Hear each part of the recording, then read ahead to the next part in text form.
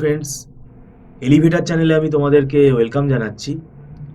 তোমরা যারা MAKAUT university থেকে বিটেক পড়ছো এবং যারা কম্পিউটার সায়েন্স বা ইনফরমেশন টেকনোলজি ব্রাঞ্চে রয়েছো, তোমাদের মানে 2026-এ যাদের ফোর্থ সেমেস্টার হবে, একটা বিষয় তোমাদের আমি বলছি যে তোমাদের দেখো থার্ড সেমেস্টারের পরীক্ষাটা তো ডিসেম্বরে হয়নি, মানে তোমাদের থার্ড সেমেস্টারের পরীক্ষাটা 2026-এ হচ্ছে এবং এটা যদি ফেব্রুয়ারি মাসে হয় তাহলে তোমরা কিছুটা সময় পেয়ে যাবে। কেননা অনেক স্টুডেন্ট আছে যারা ধরো থার্ড সেমেস্টারে ল্যাটারাল এন্ট্রি নিয়েছে, তারা একটু সময় পেয়ে যাবে। কিন্তু এদিকেও আবার দেখতে হবে যে তোমাদের ফোর্থ সেমেস্টারের সময়টা কিন্তু আবার একটু কমে যাবে। কেননা ফোর্থ সেমেস্টারে সিলেবাস কিন্তু অনেক বড়। কেননা আইডিয়ালি আমাদের পরীক্ষাগুলো যদি তোমাদের মানে ইভেন্ট সেমেস্টার আমরা জানি যে জুন মাস নাগাদ হয়, তাহলে সেক্ষেত্রে সময়টা অনেক বেশি কিন্তু আমরা হাতে পাচ্ছি না।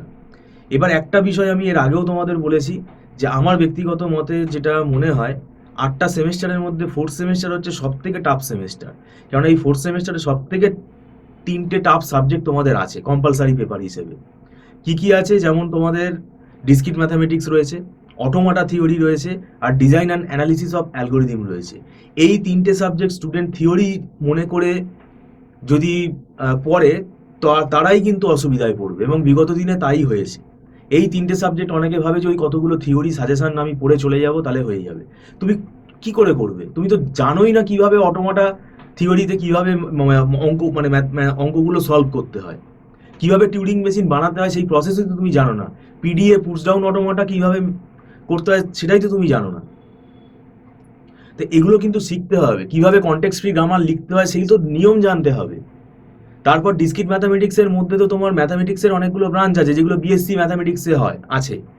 তো এগুলো তো সব ম্যাথামেটিক্সের পেপার।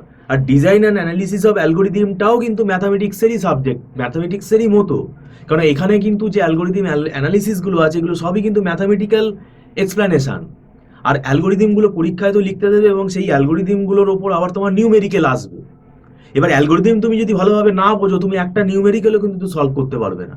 তাহলে কি হবে? তোমাকে ছেড়ে দিয়ে চলে আসতে হবে, সেক্ষেত্রে নাম্বার এত কমে যাবে তোমার সাপ্লি চলে আসবে। সেই জন্যই আমি তোমাদের বলছি যে এগুলো কিন্তু আমরা ধরে পড়াই, এগুলো পড়িয়ে পড়িয়ে আমরা অভ্যস্ত। আমরা জানি যে এই সাবজেক্টগুলোতেই কিন্তু গন্ডগোল হবে। সেটাতে যারা মনে করছো যে না আমাদের অসুবিধা হচ্ছে স্যার, তাহলে সেক্ষেত্রে আমি বলবো আমাদের কাছেই না, কোনো না কোনো টিচারের গাইডেন্স তোমরা নিতে পারো। আর যদি মনে হয় আমাদের কাছে তোমরা আগ্রহী তাহলে তোমরা যোগাযোগ করতে পারো। আমাদের এখানে দেখো আমরা পড়ানোর পাশাপাশি নোটস প্রোভাইড করি, যেগুলো আমাদের নিজেদের হাতে লেখা, যে অ্যালগোরিদমগুলো আমরা নিজেরা ইজিভাবে আরও লিখে যাতে স্টুডেন্টদের বুঝতে হয় সেইভাবে তৈরি করেছি। সেগুলো কিন্তু স্টুডেন্টের বইয়ের পাশাপাশি আরও হেল্প করবে।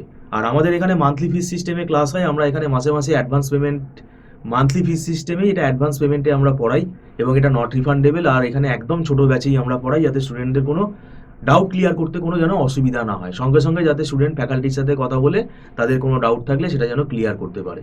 এবং এটা তোমাদেরকে আমি বলে রাখছি, থার্ড সেমেস্টারের পরীক্ষা হয়ে যাওয়ার পরে ইমিডিয়েটলি তোমরা পড়া শুরু করে দিও, নাহলে কিন্তু তুমি পুরো সিলেবাস কমপ্লিট করতে পারবে না। কেননা এখন তোমরা দেখো তোমাদের আইডিয়া হয়ে গেছে, তোমরা সিনিয়র হয়ে গেছো, কোনো সাজেশন কিন্তু এখন মেলে না। একটা দুটো কার কি মিললো হয়তো একটা পরীক্ষায়, সেটা ধরে বসে থেকো না। সাজেশন কিন্তু কিচ্ছু মিলবে না, এখন কোয়েশ্চেন প্যাটার্নটাই পাল্টে গেছে। তাই এখানে তোমাকে সবই পড়ে যেতে হবে। তো যাই হোক, ভিডিওটা সম্পূর্ণ দেখার জন্য তোমাদেরকে আমি ধন্যবাদ জানাচ্ছি। Thank you so much.